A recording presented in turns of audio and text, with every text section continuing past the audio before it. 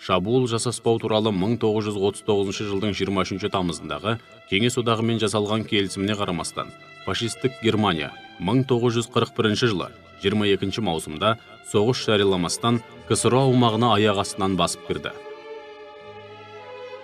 1941-1945 жылдардағы екінші дүниежүзілік Ұлы Отан соғысы Қазақстан тарихына мәңгі енді.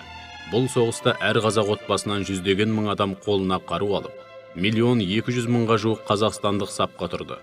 600.000 қазақ майданда опат болды.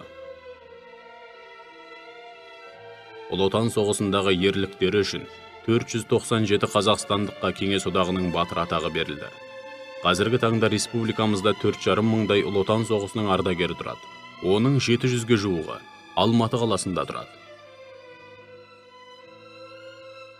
Тыныштық бар әлемге күшті тірек, келмейді күңіренгісі көктің жердің, адамзат тілемейді қанды түнек. Мезгілсіз от жүректер тоқтамасын, зар жылап, ана ұлын жоқтамасын, жасару жоғалтпасын махаббатын, адамға адам мылдық оқтамасын.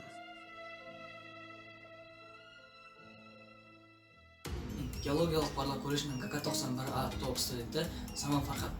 Мен бүгінгі видеода Ұлы Отан соғысына қатысқан ардагер атам мен тыл еңбекшісі әжем туралы айтқым келеді.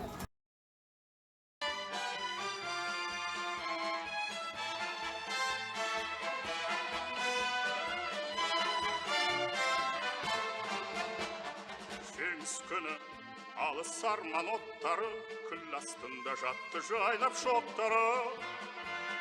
Өртенді жол шыдап баққан талайға, осы күнді жақындатты талайда. Мынау жеңіс күні отқа шыдатқан, бұл қуаныш шаша қарған сынақтан, бұл қуаныш шаттандырып жылатқан. Атамыз мен әжеміздің еңбектерін мақтан тұтамыз.